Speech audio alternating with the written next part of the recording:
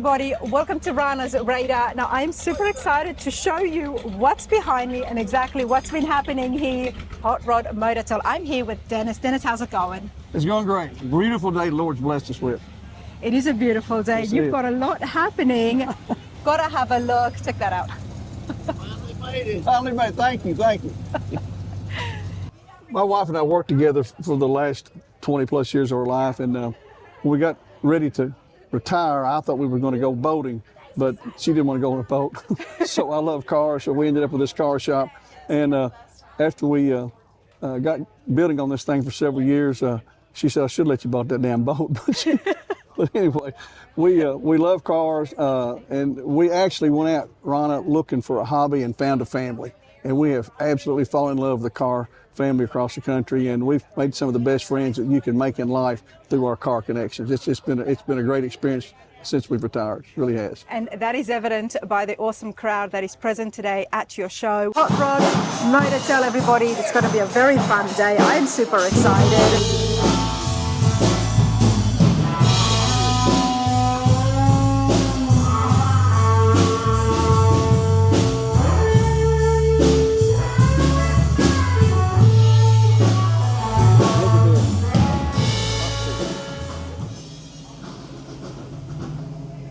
Okay, so tell me about where we are right now. And I love that the Hot Rod just drove in here with the flames.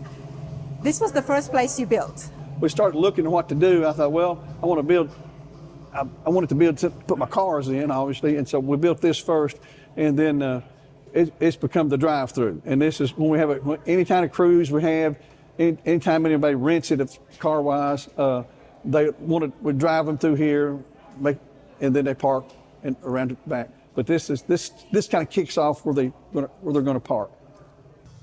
I think the cruisers get a big kick out of coming through here, and a lot of pictures taken in here, obviously, you know. Tim, how's it going? Good, how are you? Good. What do you think about the car show? I think it's awesome. I'm talking to all kinds of people. I was like, I better get up here where the mic works and get ready to announce the band in a little bit. I'm sorry. Yeah. We don't. Yeah. It won't go a long way. The Bluetooth. Yeah, but anyway, this is awesome. Yeah. It's a lot of cars.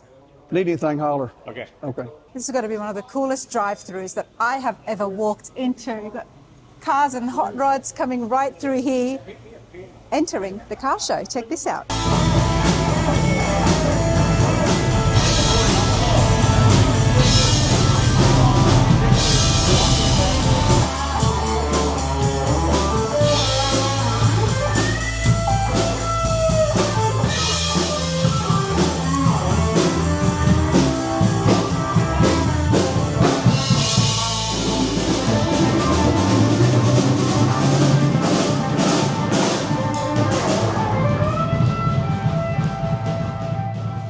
There's one person here that I want to see, long-legged lady. Where is Diane? She's behind you. This lady right here, we started this thing about 2 months ago, planning 2 or 3 months ago, really get serious about it. And it goes pretty well. You know, we get a few things done, we get this cleaned up, get trees trimmed, we're going good. And then the last 48 hours, I'm not going to tell you how that goes. But this lady right here is my best buddy and a rock for me. And if it wasn't for her, I promise you, if it wasn't for this lady right here, this would not happen. So give this lady a round of applause. Love you. All righty. Start like we always do. We're going to have a word of prayer. And after the word of prayer, then we're going to have the raising of the flag and how this works. And I looked it up, so make sure after the prayer, these ladies will sing the Star Spangled Anthem. And Don Jenkins is here. National Honor recipient. Don's back here. Raise your hand back there, Don. He's sitting back here, and he's here to help us raise this flag for the first time. I hope it goes fine. We think it's going to. But we play the national anthem as the flag's being raised. But at this time, I want to introduce Brother Coy. He's the pastor of First Baptist Church, our church. And Brother Coy, glad you're here. Appreciate it. Yes, sir. Well, so good to be here with you all. Like Brother just said, my name is Coy Mary. I'm the pastor at First Baptist in Morgantown. I wouldn't be worth my weight in salt if I didn't offer that if you don't have a church home, we'd love to see you tomorrow morning at 11. But right now, I just want to walk around, enjoy some great food, look at some cool cars, and so I'm going to start with a word of prayer. Let's pray. Father, we thank you for this beautiful weather that you've given us today. the sun shining, the birds singing, the wind blowing. God, we thank you that we can come together as a community and celebrate such general graces as being able to enjoy the work of human hands. Father, when you told us to exercise dominion over the earth, part of that is building and making beautiful things such as these cars. I pray that you'll bless our fellowship, that you'll keep everyone safe, and Father, that your word will be proclaimed from believers to unbelievers today. Father, we love you and we thank you. In Jesus' name, amen. Amen. Okay, so before we start the national anthem here, I do a thing that's a little crazier than some of the times that I get to introduce the national anthem if you've ever been at the Tri-5 show. So a lot of people are already standing. So if you are a military person, past, present, or future, if you're able to stand up, please stand up. If you're already standing, raise your hand so we can honor our American heroes. Thank you for what you have done so we can do crazy stuff like this. We appreciate everything you have done. I also like to honor our American heroes, and including police officers, firefighters, first responders. I want to honor school teachers and healthcare workers for the crazy world we live in. If you are able to stand up, please stand up. Please remove your hats. If you choose not to honor our flag, we ask you to leave the facility. So they're going to sing the national anthem and raise the flag for us here at the cartel. At the twilight's last gleaming, whose broad stripes and bright stars through the perilous fight, o'er the ramparts we watched, were so gallantly streaming, and the rocket's red glare, the bombs bursting in air, gave proof through the night that our flag was still there. Oh, saved us that star-spangled banner yet wave, o'er the land of the free and the home of the brave.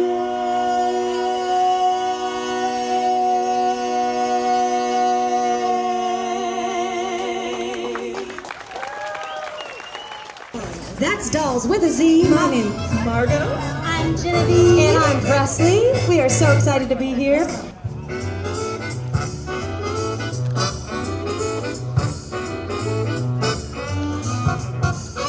He was a famous trumpet man from out Chicago way. He had a boogie style that no one else could play. He was the top man at his craft.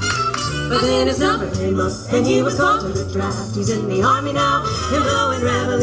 He's the boogie woogie bugle boy of Company B. They made him blow a bugle for his Uncle Sam. It really got him down because they could not jam. They hadn't seemed to understand. Because the next day the count went out and dropped his band. And now the company jumps when he plays reveille. He's the boogie woogie bugle boy of Company B. A brute, a toot, a tootly-odd, a toot. He blows an A to the bar. In boogie rhythm, you can't blow a note unless the bass and guitar is playing with love. He makes the company jump.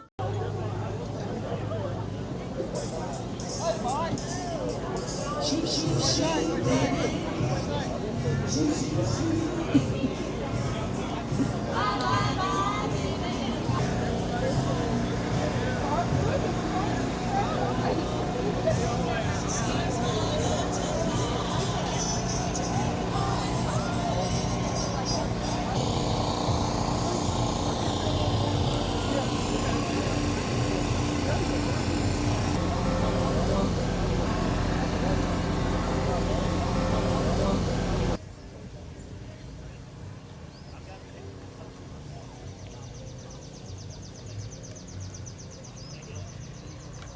Hey everyone!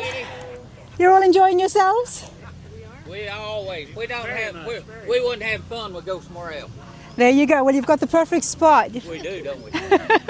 Whose C10 is it? Is that yours? The old 48? No, is that yours, the 48? Yeah. I'm Rana. Billy Singh. Billy, nice to meet you. Alan Matthews. Alan. They Hi, call ladies. me Billy Joe from Glasgow.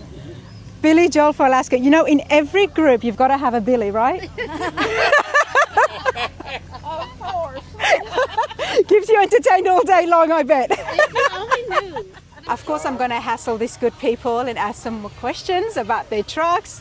But Dan, say hello. Hello, hello. It's always good to see the old crew back. A lot of friendly faces here, but let's have a chat with Alan. Alan, how are you going today? I'm doing great, You enjoying yourself? very much. Beautiful First day. year, or have you been here before? This is my first trip to this event. First trip, what do you think? I love it, love it. Nice place. It is a nice place, and you've got a C10 with you. I did. Let's check it out. You did? What happened? Let's go and check it out. How long have you had it for? 5 years. 5 years. And did you do the build yourself? I did. It was pretty much a stock truck when I got it. Needed a lot of work.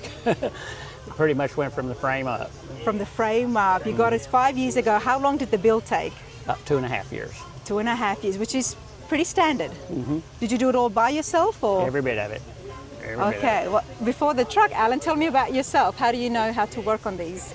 it. Back in high school, went to vocational school for auto mechanics and just always been a car buff. So Have you done cars before this one? I've done a couple of Mustangs. Okay. Still very different to the Yes, C10s. Yes. This is my first C10. Your first C10. Well, congratulations. It's beautiful. What have you got in the engine? It's a Chevrolet 350 built motor. We've added power steering, power brakes to it. Nice. Now you've done this from the frame up. Yes, the interior is aftermarket TMI seats. And you installed the interior in yourself as well? I did. You gotta love it. Black on black. Mm-hmm. Did you use the original frame, or did you? Yes, it's the original frame.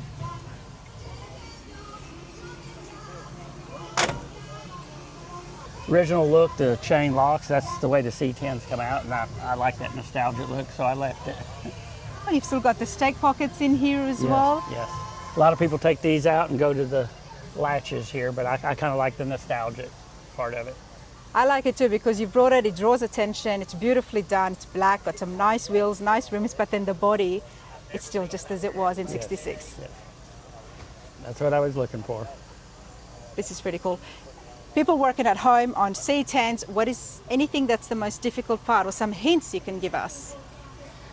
The bed's the hardest part because it's especially in the top, it's a single layer of metal. So whatever happens here, it shows here too. So getting that straight, and it's a lot of work and time to work that metal. I don't know about you lot at home, but I do appreciate that because I am starting on the bed of my C10 soon. It doesn't excite me to hear that I'm going to have trouble because Especially the hard work part. right, the hard work part, especially knowing. I mean, mine is definitely it's different, and it's a 72, but I need to go back and see if it's got the double layer metal or if it's got the single. I think those are double.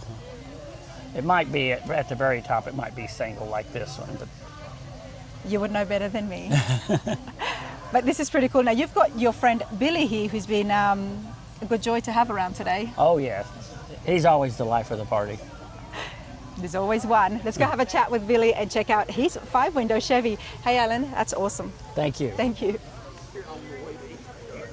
Okay, I'm with Billy Joel now. How are you going, sir? I'm doing just great. You having a good time? I always have a good time. I love that response. We have a good time. They call me Billy Joe from Glasgow because I'm from Glasgow, Kentucky. And I guess you're a character that's good to have around. It is. We just have fun or we just go do something else. I love it. Absolutely love it. Billy, what have you got here today at the show? I've got a 1948 5-window Chevrolet truck. It's got the original frame beefed up. It's got a height suspension, disc brakes. It's got a new crate, 350, 300 horse. It has vintage air. It is disc, like I say, disc brakes all the way around. It's got the gauge. It's an antique truck, and every bit of it is original metal, except the tailgate. But there's nothing original about it, as far as the drivetrain goes. Okay. It has, you know, the 350 700 R4 transmission, 336 gear, vintage air, and you cruise on the road with the new cars, 75, 80 mile an hour if you want to, No all difference. day long. Not a problem. No difference at all. No. Why the farm truck for you? Well, I was actually born in 49, and I was looking for a 48. I wanted something as old as me. But all in all, I am a Corvette guy. Okay. But this is what the weather looked a little bad today, so I thought, well, I'll drive this truck. Well, what Corvettes have you got at home? I've got a 1970 numbers matching Marlboro Maroon convertible Nice. that I've won several events with down at the Corvette Museum. And I have a 98, and then my daughter has that's a C5, and my daughter has a C6 Corvette. You really are a Corvette guy. Well, you're in the right town, aren't you? I mean, Bowling Green's not far Yes, at all. we are. We're about 22 nautical mile by air from Bowling Green. There you go, Yeah. everybody. The Corvette plant, I used to work there when it was called Chrysler Air Temp. What was your role? A design, tool and die draftsman. Okay. Yeah. And how long were you doing that for? About 4 years, and then I walked out the door and opened up a used car lot. I was 25 years old when I opened up a car lot in Glasgow called Performance Auto Sales. Okay.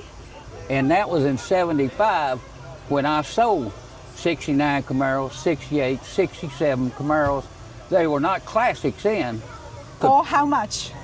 You could pick up just a regular 69 Camaro for $500-$600. My God. The smart people would have definitely, you know, gotten a few and sat on it because Right. we love the Camaros and we do follow cars for sale, classic cars for sale on the But channel. Would have been investment. In 1975, I was selling classic cars and didn't realize it. But at the time they weren't classic, were they? No. I was 25 years old and having fun selling the type cars I was driving. Wow. Yes.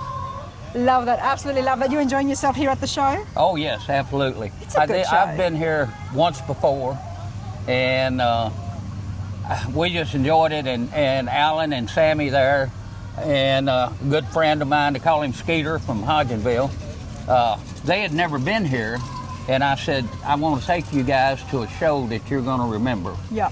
And You got a bug. thank you. It's gone. But I'm sure you've been inside. Yes. It is so spectacular, and I love so much attention has been given to all the details and all the different pieces on the walls, on the ground, up everywhere. You do drive this around. Oh, we drive this. We drive this. And during COVID, Tina and I would go, my wife, we would go to a restaurant and we would get our meals and we'd take our chairs, we'd let the tailgate down and we'd sit out back there and eat. Awesome stuff, Billy Joel. So good to meet you. Thank you. Thank you. Have a good day. There's close to 200 cars and trucks here. There is a lot of nice looking builds. Check it out behind me. It's a Barracuda. It's pretty rare in my opinion, and I have been told to check it out. So I'm here with Aaron. Aaron, how's it going? Good. How are you enjoying yourself? Good. We got great weather today. Great turnout. A lot of cars here for the location. You know, we're not really close to a major city. Are you from this town? Yeah, I grew up in this area. So you've been to the cruising before? Yeah. Okay. I know the family that, you know, owns this location. They've been family friends for a long time. Okay. Now, your dad, Buddha, was very reluctant. Buddha didn't want to be on camera. But he's the one that fixed this car. But he did tell me, he said, you know, you're better off speaking to Aaron because he's going to end up with the CUDA. Well, I mean, not if we sell it today, you know. No, you are not. All right, let's turn this around, everybody. Aaron, are you a car guy? Oh, yeah, absolutely. What's your type? Anything with a 4-speed, 64 to 74 muscle car. We like it all. We got Camaros, Firebirds. We got a CUDA, Roadrunner, Trans Ams. You've We got like 'em really, all. no, you've got a great range, the right era, isn't it? Yeah. Now, you've got something spectacular that has gotten a lot of attention, and I guess that's why you said to me before, unless it gets sold, people have been inquiring today. There's always somebody. What have you brought to the cruising? So this is a 1970 Plymouth Cuda. It's a FE5 Rally Red. That's the original color. It's got PPG concept single stage paint. It has no clear on it.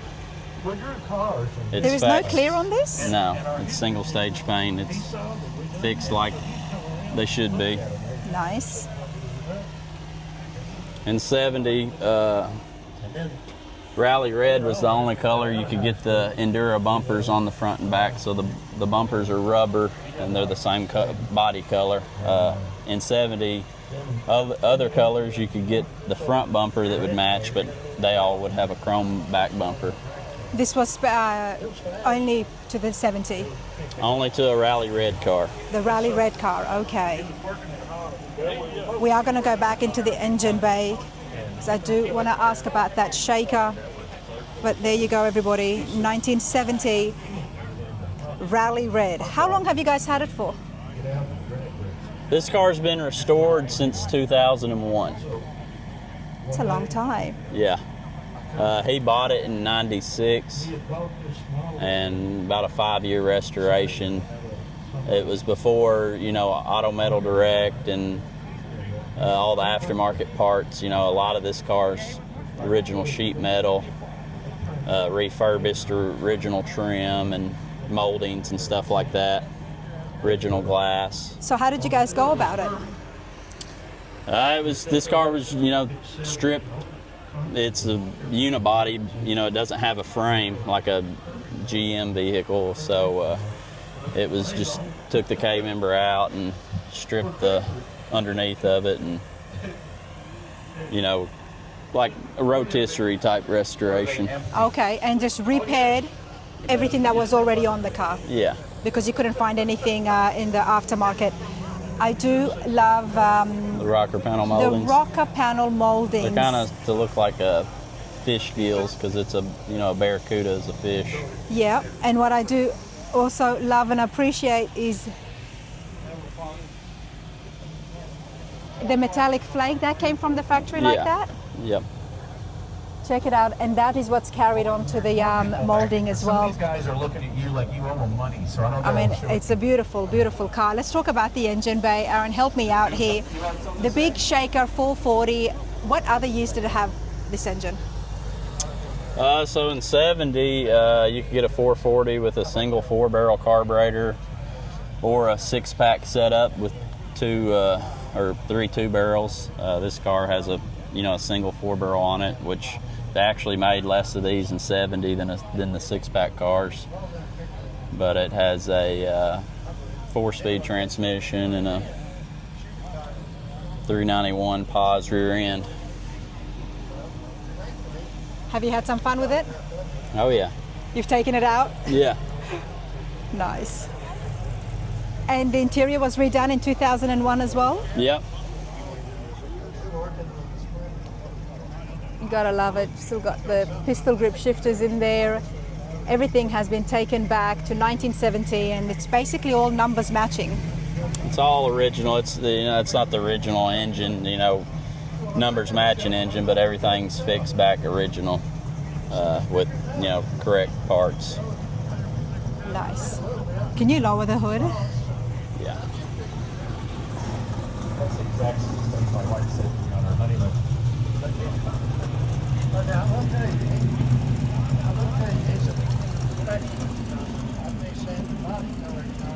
Well, it is my favorite at the show, everybody. No matter which angle you look at it, it's absolutely beautiful.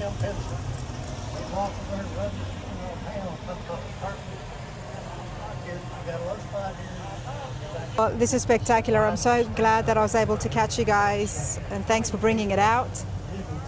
Yeah, it's beautiful. Thanks, All right, Aaron. thank you.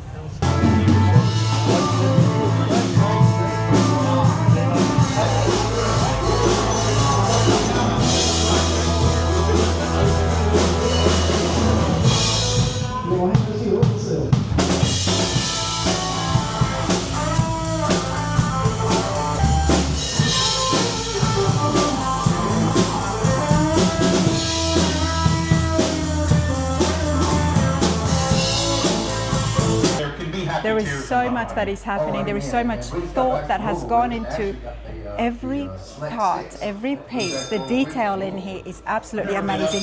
We're going to have a little walk around, and then we're definitely going to ask Dennis about how it all came about. And you know, as you said, boating would have definitely been quicker and easier to get into the boating business. Yeah, it would have been. And that's why she said it, I think. We actually were working on this wall when she come out of the house. And it's been about 4 years working on this building. And she said, Dad, what are we doing? And she said, I should let you boat that boat. But it was a little bit too late then. But it's turned out to be a great experience. It's a labor of love, obviously, and we spend weeks getting prepared for this. This is our biggest event, but we've got 5 or 6 other events scheduled this year already, and we've had a couple of the Corvette groups here already this year, and so it's going well. And the huts are going to be open in July, so it'll be a true bed and breakfast for hot rods. I had never seen one of these. Mm-hmm. And it tells you, you get on it, you put a penny in it, then you put a nickel up here, and then you push your horoscope, and it gives you a horoscope reading. It tells you what your horoscope is.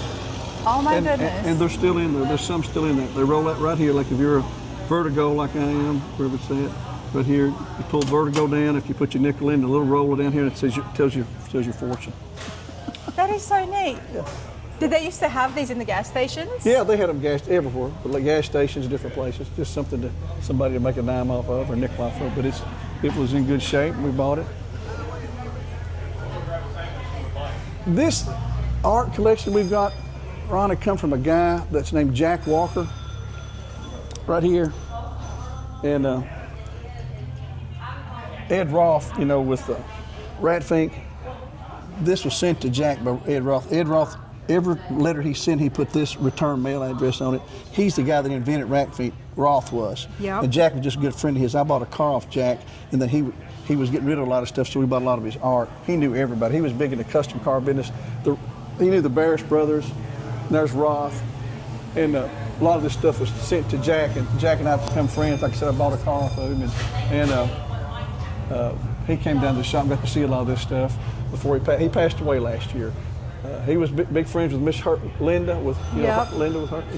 Linda Vaughn. Yeah, I got right over here pictures with him. Oh, look at that. Yeah. Jack was a great guy, and I am friends with Linda. I think she would absolutely love to see this.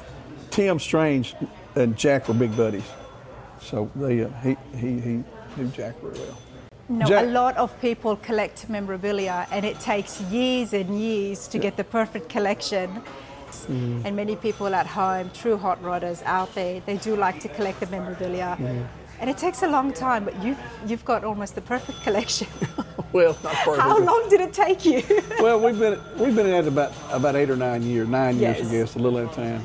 And some of the things we had to buy that it was just too expensive, like some of the neon, but to get original stuff. And then the paintings, obviously, we had John Thomas to paint. It kind of set the mood for the thing, and but it's taken us all over the place buying stuff. We've went everywhere. I mean, I drove to northern Illinois to buy that champion sign up there, and every year we honor one of the local guys that have done a lot in the car business, had a lot to do with the culture that we've had in our car business, and this is our 5th year, and this year we're honoring a guy named Pete Osbrook. Pete was a big-time car builder back years ago. Started a company that started building a lot of Tri-5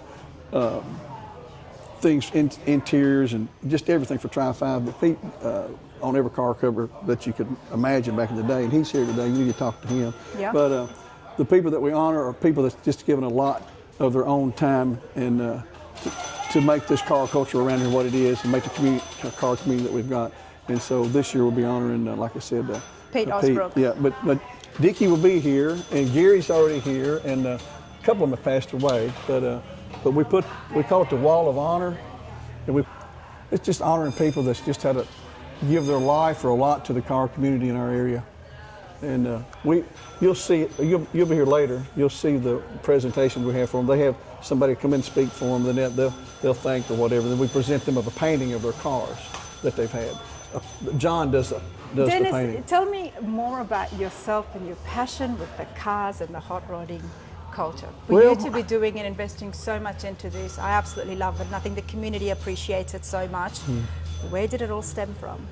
When I was 5 years old, my dad and Papa took me to the first turn of the Atlanta Motor Speedway to watch a NASCAR race. And from there, I was hooked. So I was a big NASCAR fan my entire life until I got older. I kind of quit the passion, but it started with NASCAR. And my dad and Papa loved it also, and so got to go to NASCAR races from the time I was 5 years old to when I kind of start my own family and needed to go. But that's where it started, was NASCAR. And after that, obviously, bought my first car was a 55. I was born in 55, and I bought a 55 and never could get it running, so I sold it. And my first car that I drove was a 70 Roadrunner. Just like everybody else in that day, you know, everybody liked their hot rods. But life got going, got married, had kids, had a family, had a career, you know, had to work. And then we slowed down. I didn't think the hot rod thing would be good for Mom, my wife. I thought, you know, that won't be a wife thing to do. I thought that's not something that she want to hang around a bunch of cars. But Rhonda, every event we go to, there's about as many ladies and wives as there are men. Exactly. So it turned out to be a great thing for us. And some of her best friends now, these wives of their husband and wives, are friends of ours. So it's just been, like I said, we went out looking for a hobby and found a family. So that's about the best way I can sum it up as far as that goes. But our passion, it started back when I was about 5 years old. Just 5 years old. Yeah, loving cars. Yeah. Big Ford guy back in the day. Loved you probably don't know this, but to compete with Hemi, Ford come out with a motor in a Boss Mustang in 69 and 70, 429. They call them Boss 9s now. They didn't make but about 1,200 or something of them in the 2 years. And but that, I thought one day I'd own one of those cars. I did get to drive one. But I never been able to own one. Even till this day. Even to this day, yeah. But that was my first true love, was Ford and NASCAR, and I just lived with it. I had every magazine that they made, and I was a NASCAR little kid.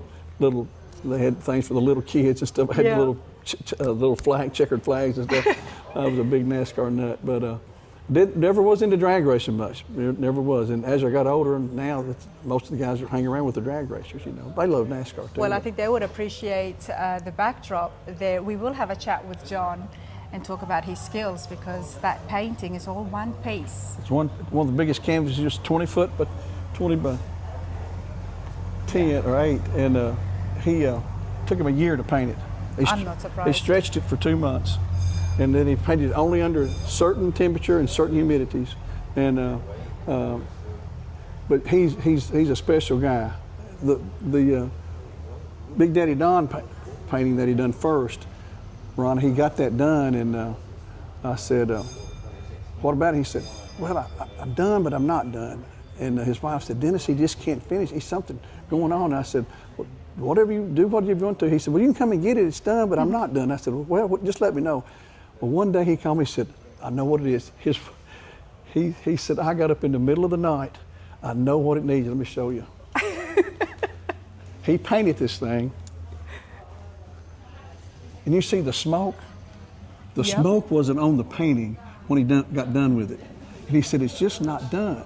And he got up in the middle of the night, he said, I know what I need to do. And that's when he put that smoke around it. He said, now it's finished. I just thought that's a neat story. Yeah. Obviously, everybody here walking around is absolutely loving this. But this has got so much sentimental value for yourself. Sure. Yeah, a lot of it does, yeah. A lot of it takes you back, but yeah. I want to ask you about the truck here. Okay. This is very neat. Special thing. How y'all? She wants to get a picture of this truck here. This is what we're... Do we need to get out of the way? No, you don't have to. I'm blocking the view. Yeah, you are. You should just stay. It don't take long. I know. Now, Dennis, is this a real truck? Yes. It's a real truck. It's a real truck. Okay, I'm going to come out here so everyone can see why I've asked if it's a real truck. It's a real truck. We've got half of it. Yeah. Okay, talk to me. Well, my papa went to work for Ford back in the 30s, and I thought he stayed at Ford for years because I heard all these stories. And I said, Papa, how long did you work for Ford? And he said, about 6 months. I had to come home. I had to get back to the country. But when he came home, he started driving a truck for his brother-in-law. And then he bought a truck, and started hauling. His brother-in-law had a big general store out in the country. And then when Dad went in the Army, when Dad got out of the Army, my papa got this truck for my dad. So this is 2 years difference. This is 2 years older truck. But I found this truck out in Kansas City, Kansas, and went out and bought the truck, and kind of knew what we wanted to do, and wanted to make it look going down the road. And it turned out good. We used the drive shaft for the footstool. Still got the bed attached to it. This is the original bed with the truck. This is the bed with the truck. The wood, we put new wood in, but this is the original bed with the truck. You know, I love seeing creative things like this, everybody. You never know what people get up to. But this truck is typical of the truck of the day, back in that day.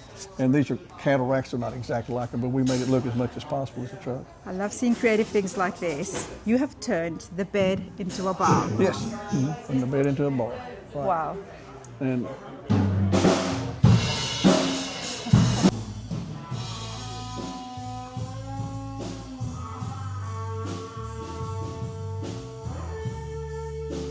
they get to pick a car. Like this is Gary Cockrell. He'll get to pick a car out. And then, yep, like this is for the Big Six.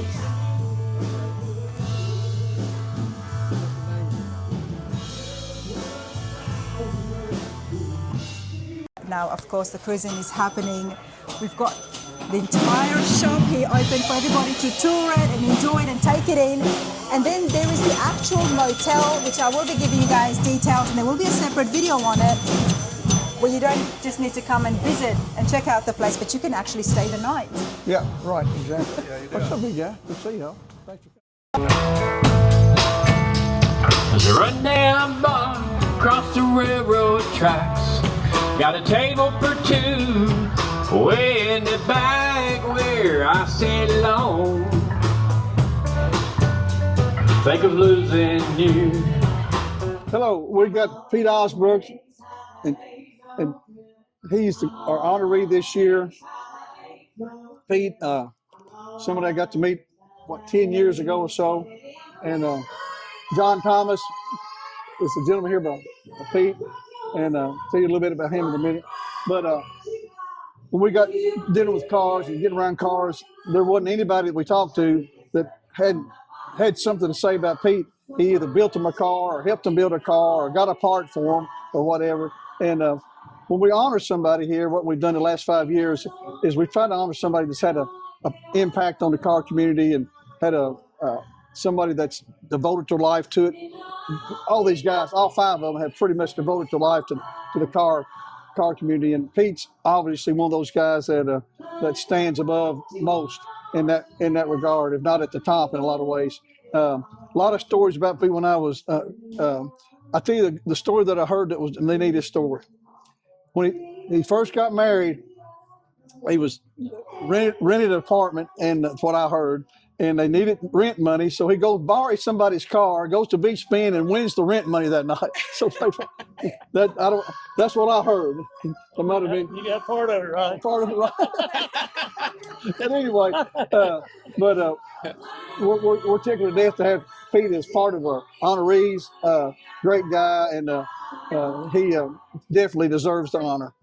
On John over here, when we started this thing, Pete actually was kind of introduced me to John, and he said, "If you want anything done paint-wise, this guy can do it."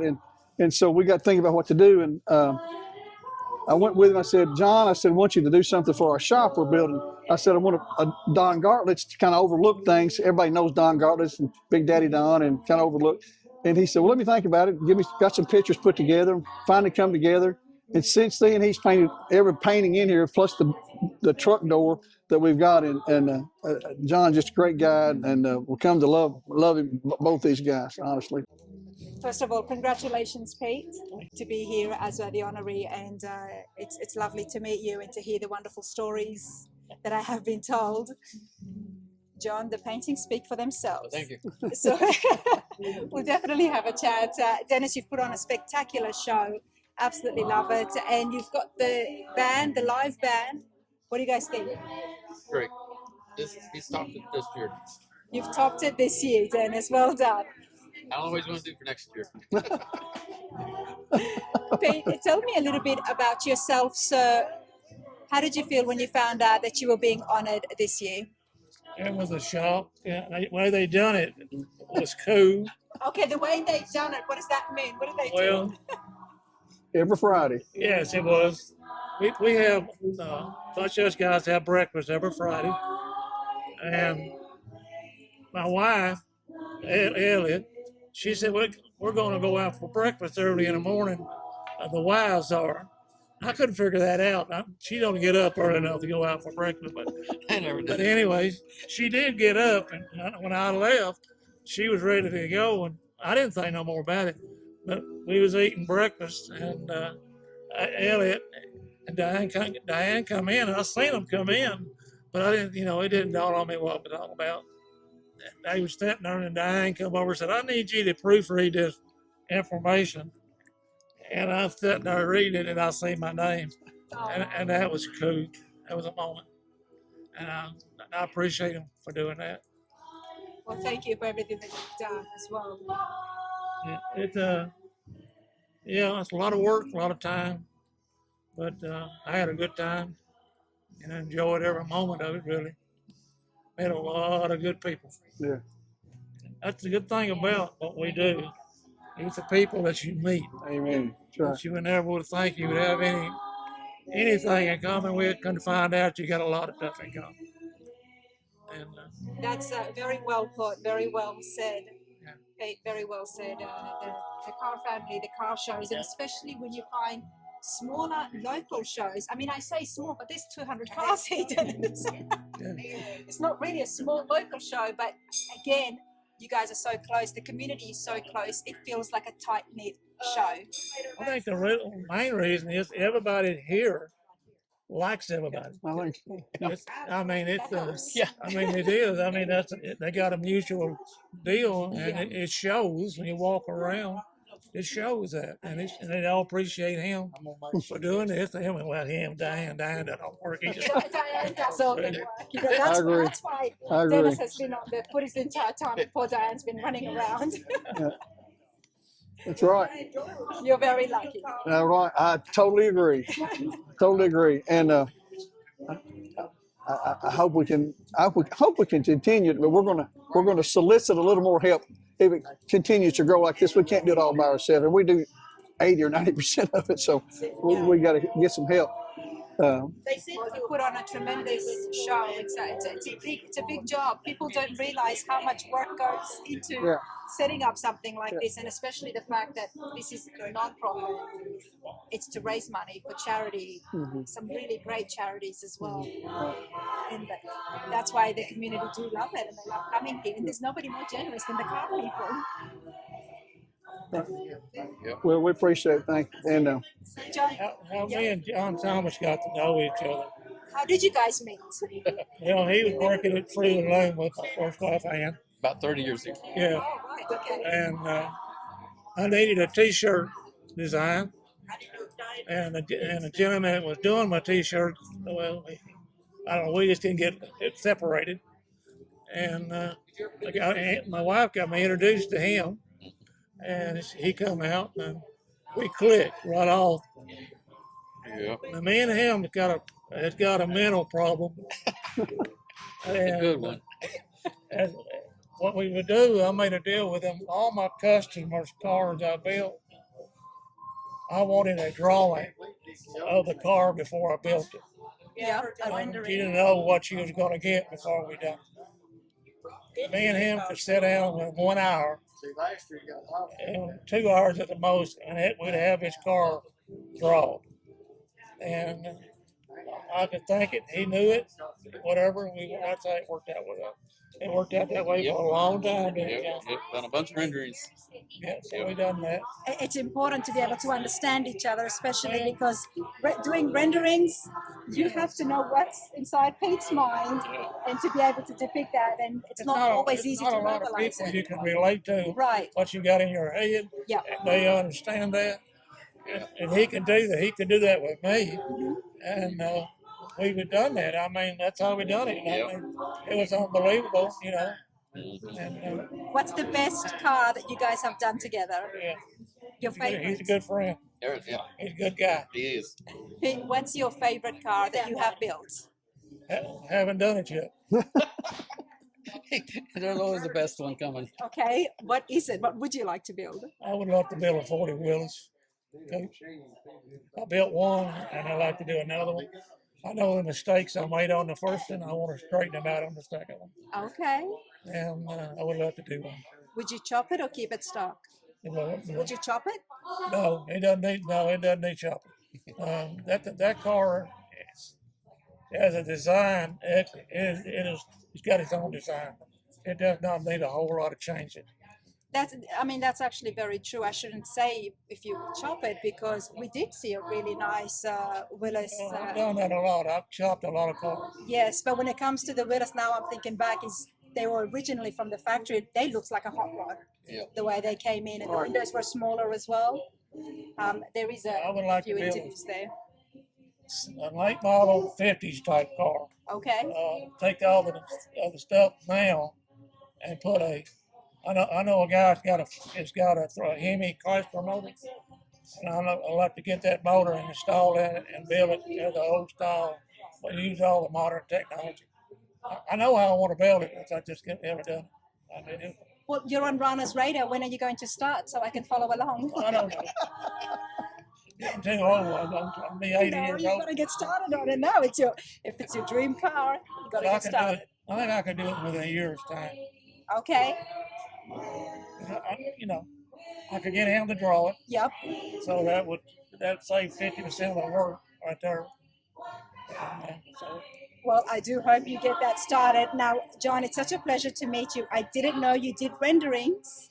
Of course, I've been admiring the paintwork around here, and it's spectacular. But to think that you can do something on a canvas of that size and then do renderings for cars as well. Yep.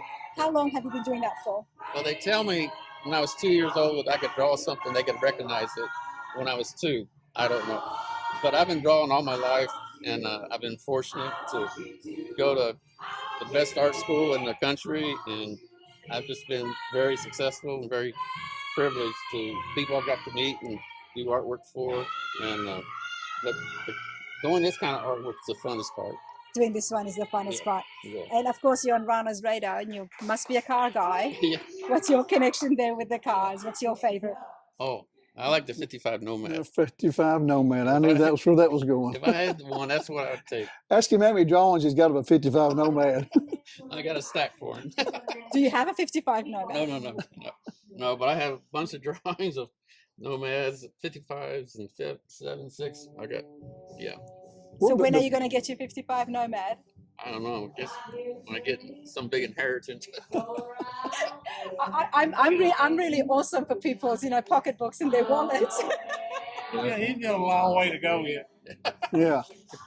He's got a lot of time yet. We're building a 55 hardtop right now that he drew, and okay. And honestly, the neat part about it, it's totally custom trim. It's none of the original trim.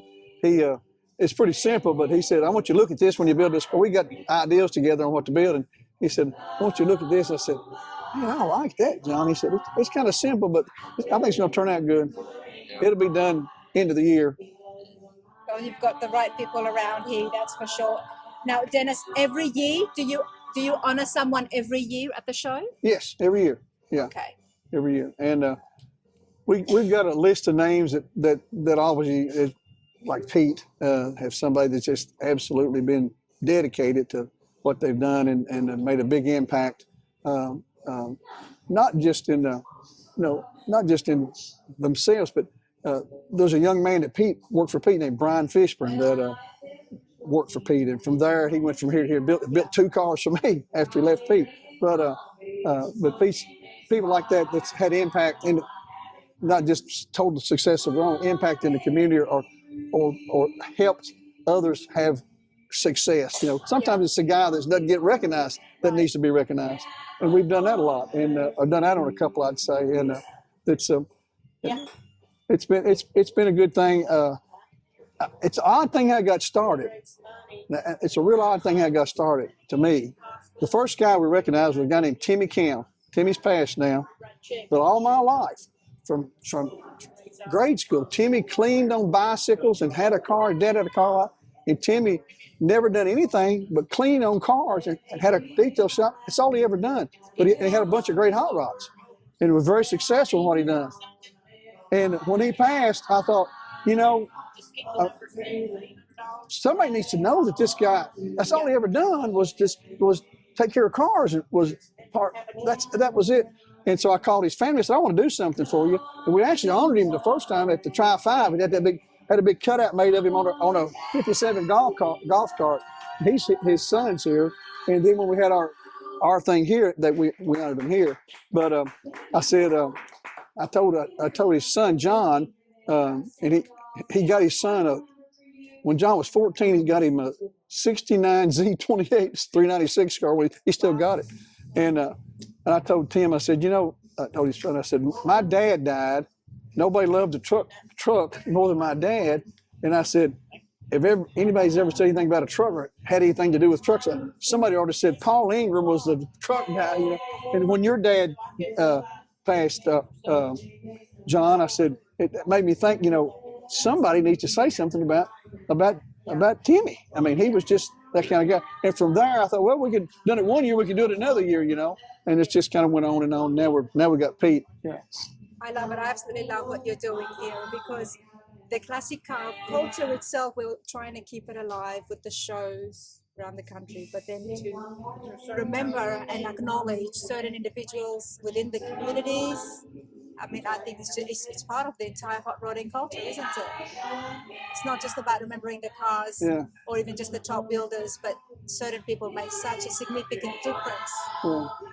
And to recognize them and give them something that they will be able to have and their families will be able to keepsake, you know, Yeah, a lot of times for it years. passed down. And it gets passed down. You know, the thing about we're talking about friends, but there's something that's, I think, universal, not 100% obviously, with most car people. The love of the Lord, the love of the country, and the love of their family. That's a strong tie. And that's what I think that bond is so tight. Like Pete said, everybody likes everybody. Well, we've got three things pretty much in common with most of them, you know. I think that's what really brings a lot of that together. I really do. And like all the guys, everybody here, they all got good hearts. Right. Yeah. I mean, they have got good hearts, and that's a good thing. That's what keeps us going because mostly because they want to, and they got good hearts, and they want to see it. They want to see it go on. This is why I'm here, everybody. It's not like I'm in any other industry. I came here to the States and the car shows and the community just made me fall in love with it. And I said, I want to be a part of this. And I haven't stepped away since the last 4 years. I've become quite annoying because I've been to so many different events and just meeting and making wonderful friends as well. But it is exactly what you said, Pete. You know, I'm really, really honored to have my name up, especially under his name. And I really am, and it's something that I'm proud of. And I like it. This dude right here. We have some conversations sometimes. Sometimes 2 or 3 o'clock in the morning, we have some conversations.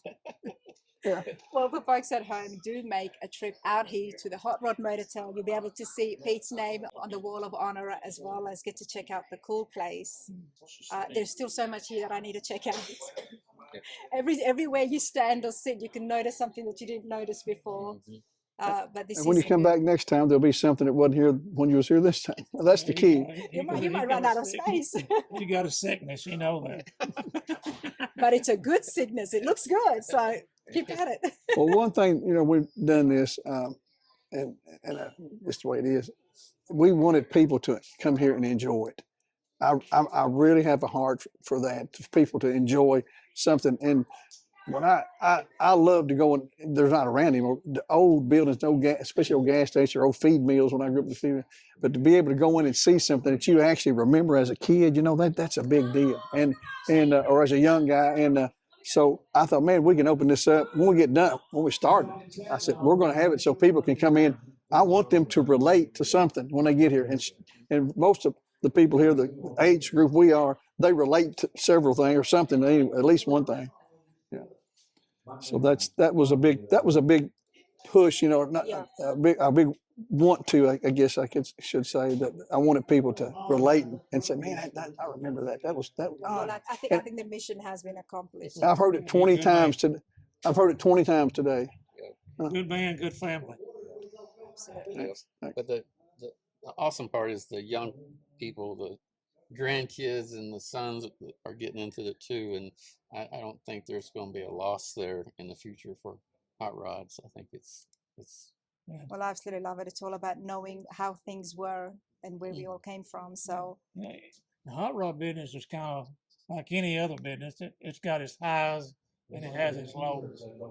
And as you go through life, you just kind of live with that.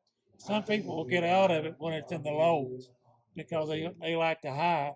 But the ones that's been here forever and ever have been through all of it. And if you go through all of it, you just don't want to see it ever go away. Yeah. I mean, you want to see That's right. it Yeah. and that's a good thing. Yeah. And there's a lot of them out there that says it. yeah, absolutely. There's a certain morals and values that comes along with the hot rodding culture and the car shows that even more so than the cars, that needs to continue on. And that can only continue on if these culture is kept alive. Yep. So let's continue on. As you can hear, the band's having a great time. You sounded so well, Dennis, but congratulations. It's such a pleasure to meet you both. John, can we go and have a little walk and check out the paintings with yourself? I know Dennis showed me, but let's see what we can do with all that music. Okay. Thank you again. Thank you. Everybody, let's have a look at the Pick 6 for this year's cruising at the Hotrod Motortel.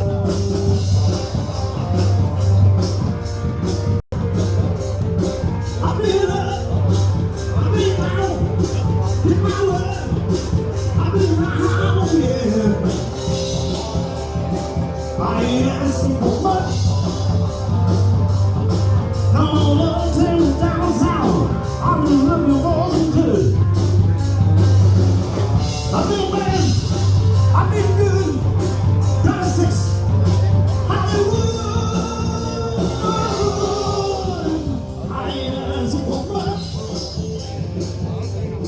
Come on, love, take me downtown. I'm just looking for some good.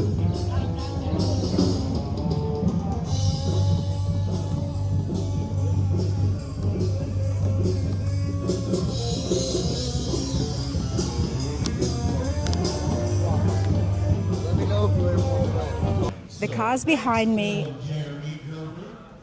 everybody here at the show has got the opportunity to vote for the best out of the 6, and I think it's pretty cool. It keeps the entire crowd occupied and involved, and then there is that awesome award to be given out as well. So yeah, a lot's happening, but let's go talk to some people. Well, I'm here with Roddy. Roddy, how's it going? Doing great. How are you doing? I'm good. Congratulations on being one of the 6. Well, thank you. Thank you. It's an honor to be selected to be a Pick 6. You've got a beautiful Chevelle, and there is a lot of cars here. There's close to 200 cars on the grounds today. Yep, that's right. So you're definitely one of the special 6 here. Tell us about yourself, and then tell me about your Chevelle. So, I'm Roddy Grimes, born and raised in Bowling Green, Kentucky. Work at Stuart Ritchie Construction, always been kind of a hands-on person. So I learned to work on cars at an early age. Okay. And so my father was always a drag racer, and so I've always been around cars, and so I just enjoy working on them. I enjoy most just the build. It's really cool to bring them out and let people see the cars when you're done, and it's always nice to get recognition, but the love of actually taking it apart, restoring it, putting it back to pretty much original is something I've got a great passion for. Well, that is awesome. So are you telling me that you did the entire restoration yourself on the 67? I do the assembly. Nice. This particular car It was painted by a guy named Kerry Guess here in Bowling Green, someone that I've known for a long, long time. He actually reassembled this car. I done the chassis work. The motor was built by a friend of mine, Billy Russell. But the disassemble and the assembly is most of the time what I like to do. But on this particular car, Kerry done a lot of the reassembling on it. What about the engine? The engine's a 396. It's built as a 375 horsepower engine. This car was an original 396 350 horse, automatic. I've known this car since I was a kid. It was actually owned by a distant cousin of mine, and he passed back in, I think it was 2013, and he had like 17 or 18 cars, and they decided to start selling, and so I was able to pick this car up. What is it about the Chevelles that you like so much? I like the ride of the Chevelle, and for me, I'm 6'4", kind of a taller, bigger, kind of bigger guy, so it's very comfortable for me to get in and out of it and cruise in it. So it's they're just a great car to drive, and still very sporty. This is pretty cool. This was actually your cousin's, and he had it, I'm guessing, new? He bought it. It was either in the late 70s or early 80s. So whenever I was a kid, I'd ride my bicycle up to their house, and every Saturday you had to wash the vehicles. So we would have to wash the vehicles before we would go play. And so this is the first car that I remember Bobby Robertson ever having. And he was a big car guy. He worked at Holley forever, retired from Holley here in Bowling Green. And just very lucky to be able to have the car that I remember as a child, and to be able to put it back to this condition, I think is something he would be especially proud of. I love that, and that's what it's all about, isn't it? It's nice to have the beautiful cars and the classics, but it's even better when they do have that story and connection behind it. A lot of cars, they do have a story behind them, and that's what's so neat about this hobby. It's you get to really know people and what's the love behind the cars, the passion behind the cars, the meaning behind the cars. Absolutely. And that love translates to the finish of the car. That's right. To the amount of care and attention is given into the restoration process. I know it's not about showing it for you, but have you seen the awards? No, I haven't. They're pretty spectacular. You have to check it out. I've heard they're very cool. Handmade. Handmade. They're just right inside. You do have to check it out. It's pretty cool. Yeah. It's pretty cool. It's it's nice to have something, absolutely, right? Absolutely. Well, thank you for being here. Thank you for doing what you're doing. Absolutely. You are so welcome. I'm so happy to be here because I love finding out about new car shows and smaller car shows, and then something that is what Dennis and Diane have done here with the Hotrod Motortel, and then in the Shell service place as well. I can't talk enough about it. The place that Dennis and Diane they've created here is absolutely amazing. And they love for people to come by and visit, and it's truly something special and something to see. Absolutely, it's a great treat for the community, but now I would like to spread it to the hot rod and classic car community, and get you guys information on how to get involved and how you can come out and check the place out. But Roddy, this is super cool. I do wish you all the best today. Well, thank you very much. Absolutely. Let's continue on. Thanks, mate. I do like yellow, everybody. So one of these days, I definitely will have another build, and yes, it has to be yellow. Look how bright it is. It's beautiful. It's a Mustang. It belongs to Jim. Jim, how are you enjoying yourself? Oh, having a great time. It's a great place for a show. It's great weather here. Yeah. I absolutely love it. And as I told you, walking by, you cannot miss it. Yeah, it's a beautiful color. This color was picked out by my brother-in-law. Ken Boyer is his name, and he's a veteran.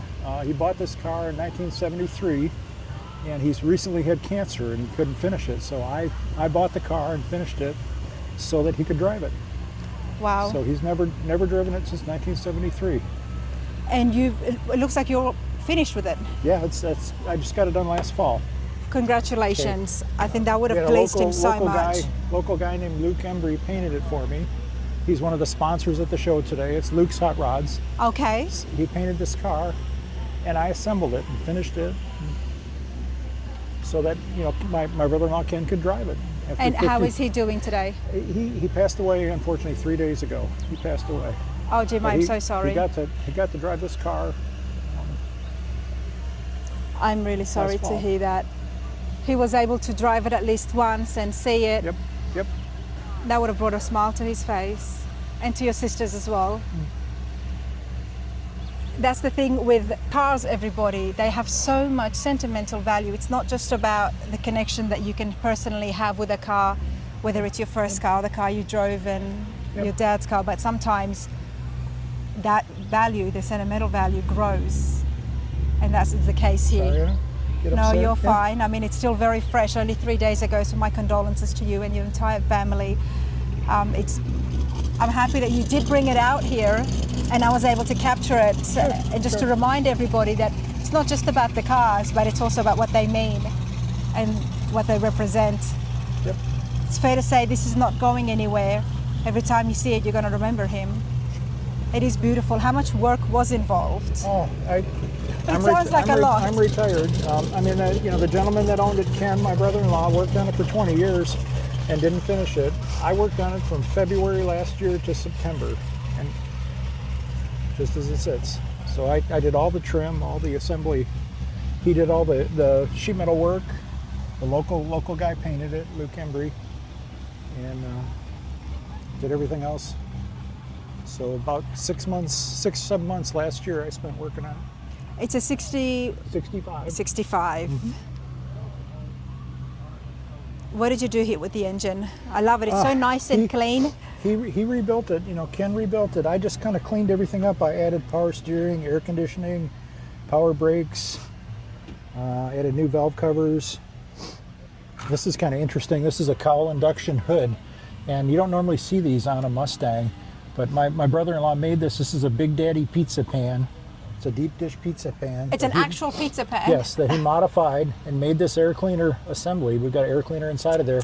He cut the hole in the hood and then he grafted on the hood scoop to make it. Here I'll lower it and you can see it's got this cowl induction hood, which wouldn't normally be there. Wow, no. But the fresh air goes in the back. So that's you see these often on Chevrolet products, but not very often on a Mustang. No, I haven't seen it either.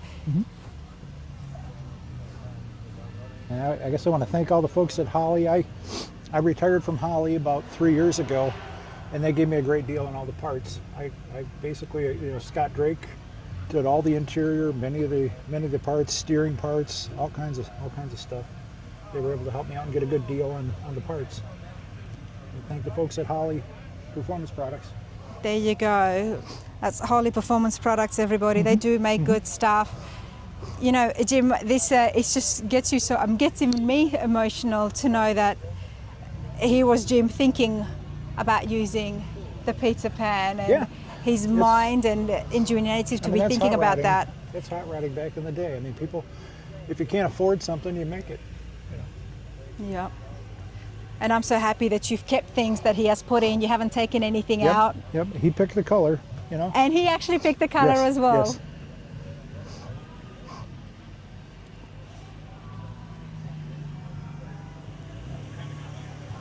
Yeah, this is beautiful. Let me come back here. 65 Mustang.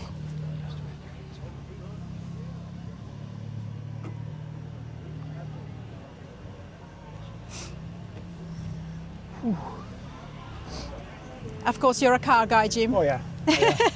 Working at Holley and knowing what to do? I'm not surprised. I grew up in road racing. My family was involved in road racing. I grew up in Michigan, and I worked at Chrysler for 22 years. And I left Chrysler, worked at Jegs for about 7 years, and then I worked at Holley for about 7 years before I retired. Love it. Well, I'm so glad that you were here. Thank you so much for your time, no problem. Thank you for doing what you did. Oh, no problem. Absolutely. Thanks, Jim. Okay, thank you. This is beautiful. I do love the Corvettes, everybody. 1965, and it belongs to Danny. How are you enjoying yourself? Danny Wright. Danny Wright. Yeah. How are you today? Good. Have you been to the show before? Yes, in the fall. I was here last fall, which was very cold, but it was only a quarter of this size. So. Well, there's a lot of cars here. I'm so glad you're here and you've brought your Corvette. I always come back because this is really the best one in the area. So. Well, I mean, with the live music and the awesome crowd, and then they just give back so much to the charities and all the donations that happen. You can't beat that, right? Yeah, it's very good. Well, Danny, tell me about your Corvette. How long have you had this for? A couple of years. I got it from my friend. It's about 86. You know, it was one of them deals where you ever want to sell it, and finally he said, yeah, I'll sell it. And so he sold it to me, and I wasn't expecting to buy it, but how long were you waiting? A couple of years. I bugged him about buying it, but he sold it to me. So it's kind of he was my friend for 30 some years. So it's kind of like, I'll probably hang on to it, you know? Yeah. And even the key ring that, even this key ring, he got it in 1958, and he said it was his first, you know, his first Corvette, and he's gave me this key ring, which was, you know, sentimental to him. So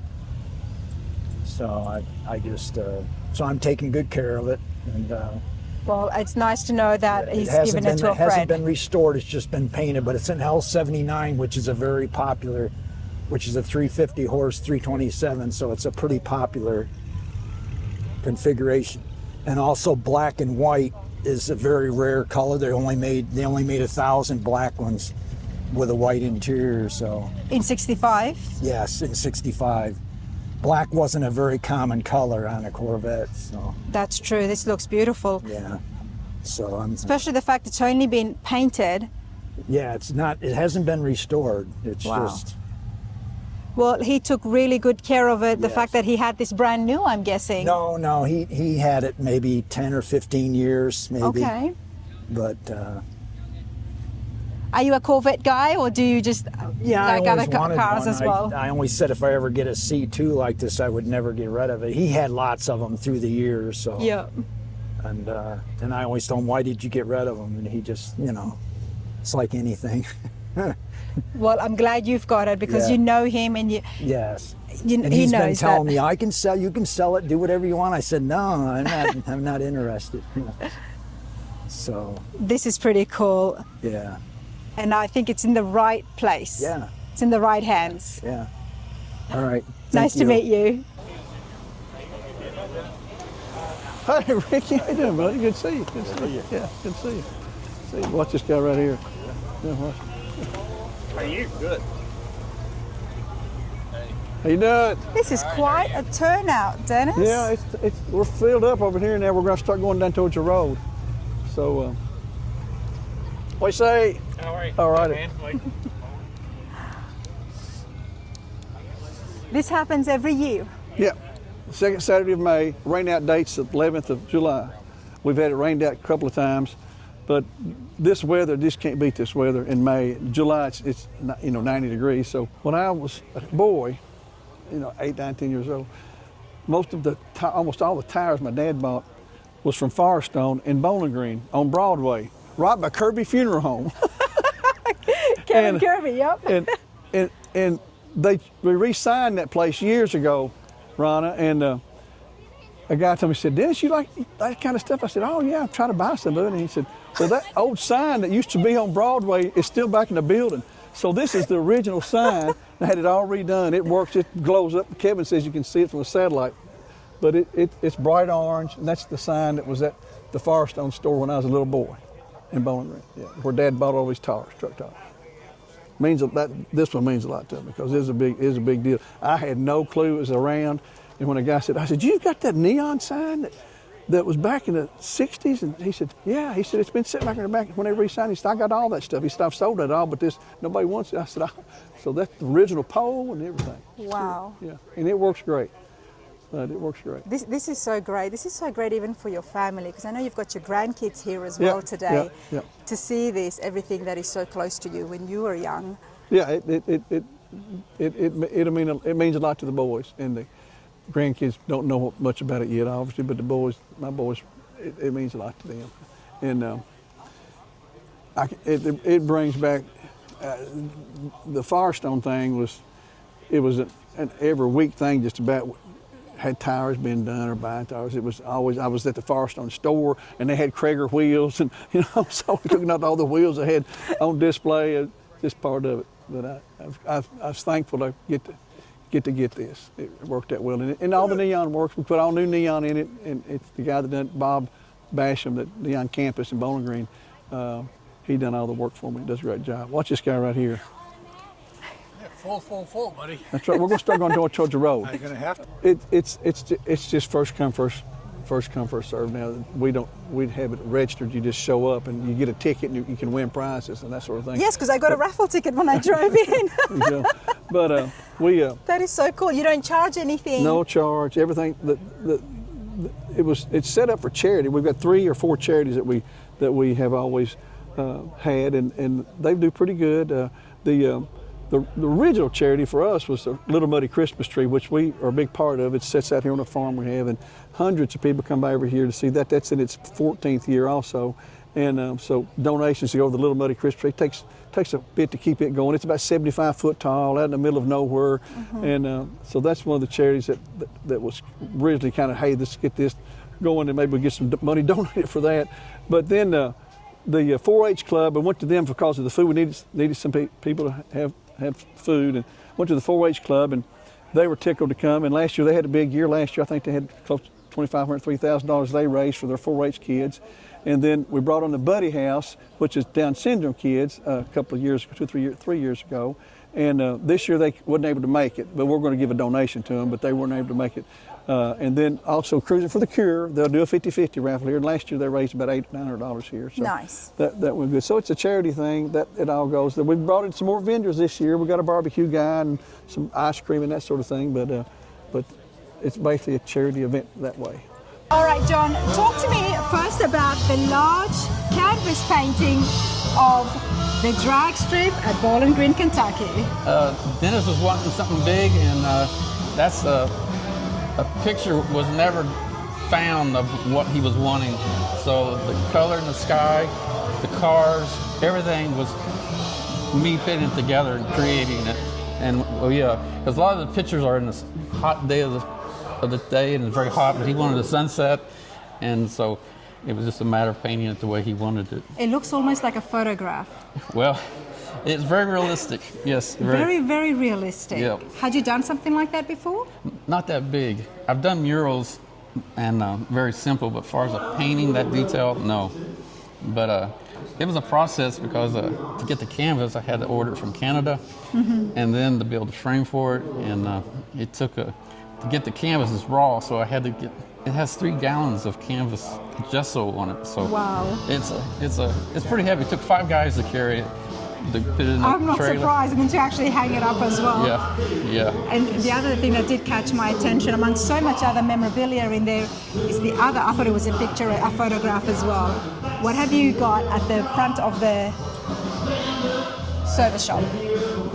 The picture of Don Garlic is a picture that Dennis wanted, and of course there's tons of pictures of Don Garlic, but the funny story is he was wanting that in the bathroom, so I thought it'd be funny to have it with the gas mask and everything, and we was going to hang it above the toilet, and once I painted, he's like, that's too good to have in the bathroom, so it wound up out in the front area of the store, and but it was funny how he came across. It was supposed to be kind of humorous with the gas mask that he had. The thing about the best paintings, the best artwork, in my opinion, has a presence. Yeah. It makes a presence, and yours does exactly that. As soon as you walk in, you can really feel the effect of it. Yep. Now the car that's out front, the 57, the black one, that has the flag that goes into the checkered flag, and kind of like the flames. Yes, the yellow one? It's black. No, the black one, okay. Right up front when you come in, it's parked out by the road. Okay. And I did that for Dennis and painted it. And then he wanted the logo that's on the building. He wanted his car on the logo, so we incorporated that on there too. So the car is kind of like the Hotrod Motortel whole theme. That's you mainly do cars and stuff. Do you do it is it just for friends, or can people call you if they want to get something done? I'm available to anybody. I've painted for people all over the country. Okay. And how can they get in contact or some information? Do you have social media? No, not social. I have a website. Get social. I have a website. Okay. And a lot of it's been word of mouth over the years. And but the website I have, and then What is the website? it's John Thomas Artwork and Design. John Thomas Artwork and Design.com. Yep. And I was a creative director for Fruit Loom for 36 years. I did artwork for all the packaging. I had a department that did packaging for men's, ladies, all the underoos, all that stuff, Vanity Fair. So that was my career. Right. And then I did the drawings on side. And now it's pretty much a full-time. Everybody's still here. If you're Well, yeah, we are still here. Let's continue on. John, such a pleasure meeting you. Well, thank you. That is some brilliant work.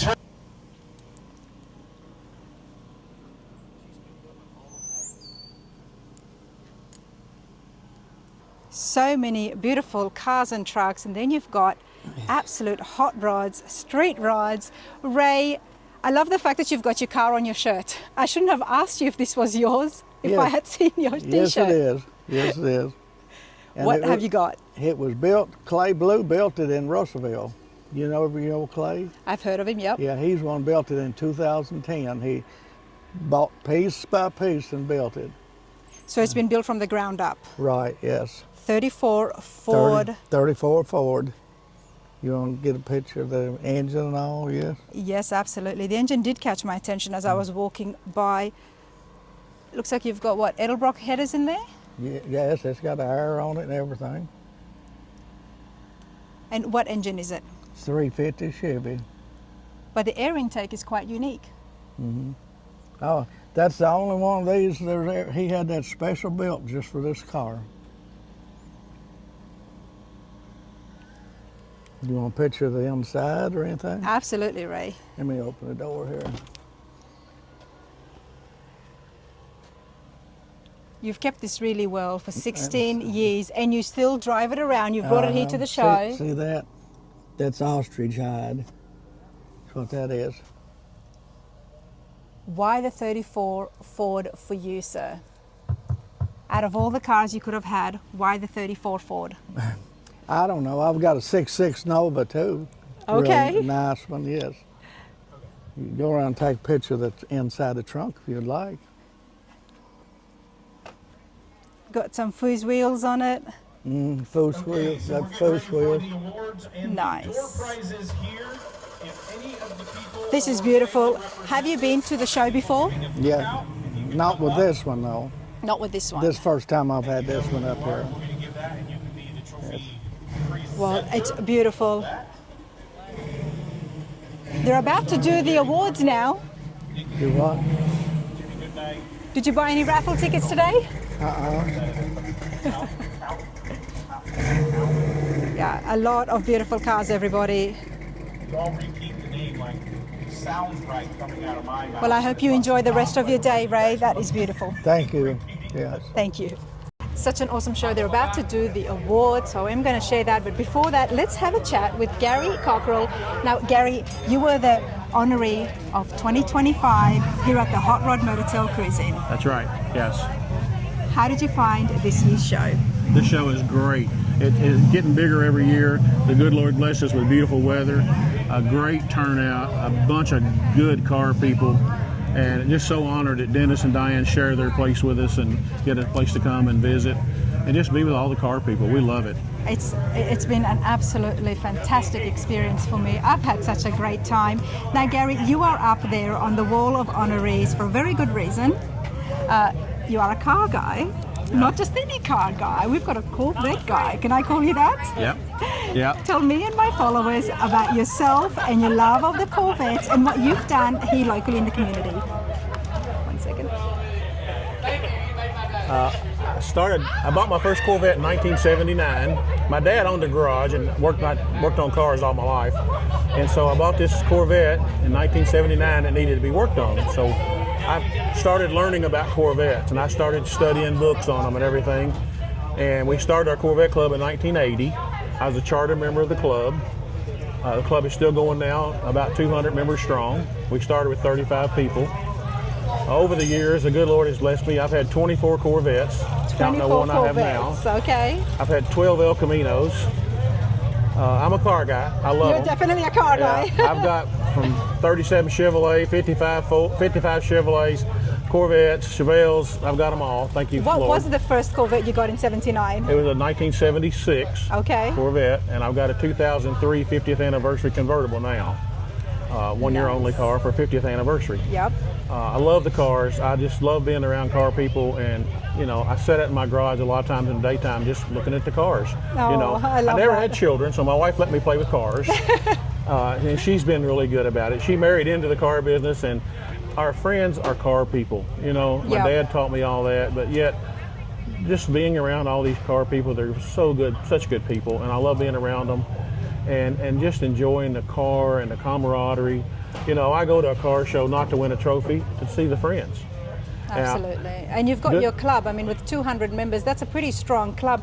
What is it called? It's called Corvettes Limited of Bowling Green, Kentucky. Okay. We started that club in 1980. We started helping the Corvette Museum. The National Corvette Museum is in Bowling Green, Kentucky. And we started helping them, and when they started, and I joined the museum in 1990 before it was ever even a museum. It was just an annex. I actually didn't plan on it, but I got hired to work at the Corvette Museum. I worked there 18 years. Doing what? I was the new car delivery. Oh, you could order nice. a new Corvette anywhere in the United States. And for a car guy, that was quite a treat, Oh, I'm yeah. guessing. Yeah.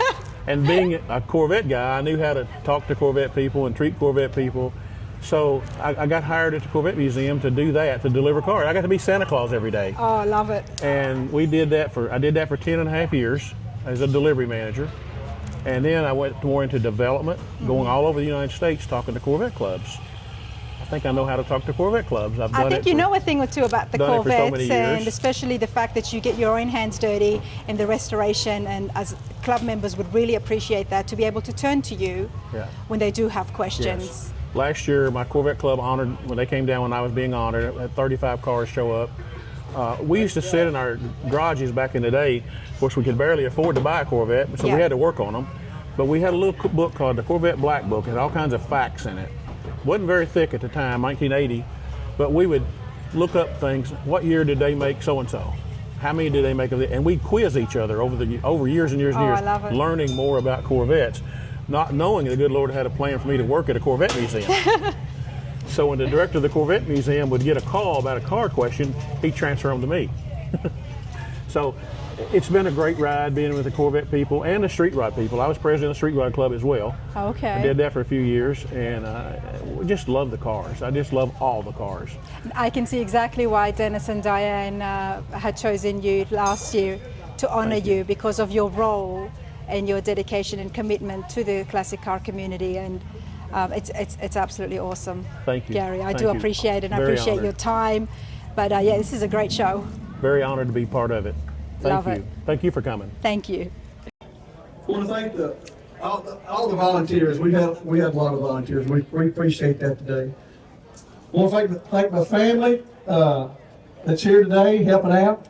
They have made it possible. Thank you all. I got my grandkids here. Most of my grandkids. These really pretty girls back here are my granddaughters. So be sure and buy to get some lemonade from them. Thank our sponsors. We got some good sponsors. I know you've seen them around. Final Finish has stepped up and done a big job this year for us. It's run by a bunch of outlaws, my boys. But thank the Final Finish. Gasper Investments, Drew's here. They've done a great job at the front gate for us. Drew, thank you very much all you do. National Corvette Museum Insurance. Right back here, Mr. Adam Boca. Adam, great job. Thanks for everything you've done, Adam. Thanks a lot. Also, Postings Electronics. Mike's here somewhere. Mike's furnished a TV for us. Big hot rod guy out of Bowling Green. Mike, thank you a bunch. Right up here's Mike. And Luke's hot rod. I haven't seen Luke, but Luke's builds a lot of hot rods in Bowling Green. Great guy. So thank you. Thank you. Give these sponsors a round of applause. Thank you, sponsors. Appreciate it a bunch. Charities today, like last year, we got the 4-H right back here. Glad to have him here. The Buddy House couldn't be here today, but we're going to make a donation to them of some sort. They couldn't get anybody to work today for some reason, but they weren't able to make it. CFC, the Prison with a Cure, taking up And it's up to $650, around $650 right now. So we've got a good pot going. So donate to the Cruiser for the Cure by buying raffle tickets for this 50/50 we'll give away here at the end of the day. Also, the one that's closest to my heart, to be honest with you, is a little muddy Christmas tree.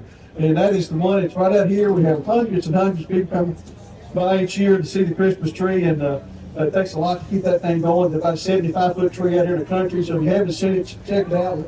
Talk to us and we'll tell you how to see it. It's lit the weekend after Thanksgiving through the first day of the year, and it's a good sight to see. And Dickie picked, it's a 64.5 Corvette black with a white top. Again, we don't have names because nobody registered.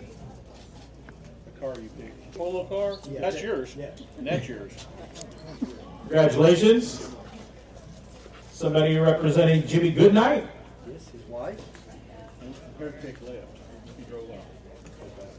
She picked a 55 two-tone teal and white. They said that he just rolled out a little bit ago. I couldn't be impartial. Her husband had one for 100 years, that color. Yep, sure did. Family represented from Timmy Cohen? Cowan. You're getting better. Okay, Cowan. Blue Chevelle. Blue Chevelle, right here. Oh, right here. There you go. Dennis and Diane. Family representative Timmy? What do you pick? Oh, Pick 34 Ford. Ray Havens, 34 Ford. 34 Ford, there he is, right here. Would that happen to be the car on your shirt? That's like wearing the t-shirt of the band you're going to see the concert of. Congratulations. Thank you. Booter Johnson. Booter Johnson. Only 2 people got that movie quote, didn't they? Only 2 people. Best of Butler. It's nice. We just spoke to Ray and his beautiful 34 Ford. Cuda. There you go. Is Booter on your birth certificate? Well, it should have been. It should have been. I'm sorry for all you locals, but welcome to Kentucky. His Buddha is a little bit camera shy, but we did get you in the end. All the select 6, which only 5 showed up today. Again, if you don't know, I can throw them under the bus because I'm friends with them. Jeremy Phil Gerber of the Roadster Shop did not deliver his car. It's still in Chicago, is why the 55 didn't get here. Phil and Jeremy, they might see this, so dude, you dropped the ball. We were just waiting on the Roadster Shop the whole time. Not good, Phil. That's not good. But then again, we don't know if the last check was paid either. So as a builder, I was like, man, my car's not getting done quick enough. Were you paying the bills? So, there's 2 sides, right? So we have here, I don't really have their names on a piece of paper, so I'm going to read the back. You all get to come up and get an awesome trophy. Teddy Burden brought a 67 Chevelle. I don't know what color they were. Rodney Grimes brought, you want to guess? 67 Chevelle. Greg Nugent, 67 Chevelle. Was it 67 Chevelle feature weekend here? Randy Arnold brought a 67 Nova SS, and Jack Matukas brought a 72 This is Challenger. Gary. Yeah, I'm going to get him. All right. So all of them come up here. They're going to get a group picture. I like how you do that, how you invite the 6 up there. It's pretty cool how they do this. Again, my first time here. It's been an awesome day. The weather's been beautiful. And we're going to have a trophy again here, aren't we? So the winner of the vote by 1 vote is the Lone Mopar in the Grove. Turbo underneath the hood. That car won Best Paint at Moparty in Bowling Green last year at the Mopar event. They said, do you want to do the tiebreaker before we ask for more votes? And I go, nope. Anybody that's interested in putting a car in, we're going to put something out on our website or Facebook page, probably in July, and then you can enter or tell somebody they want to enter. We're going to try to step it up every year a little bit like this. So thank these guys for coming out. It takes a lot to get a car ready and come out and appreciate it, guys. Thank you very much. All right, everybody, you heard Dennis. Get yourselves registered for next year, and if there is no registration, then follow along on the Facebook page. Come down. This is pretty cool. Great people, great weather, great venue. You definitely want to get your butts down here to Morgantown, Kentucky for the Hotrod Motortel Cruise in 2027. I hope you all enjoyed that. I know I certainly did.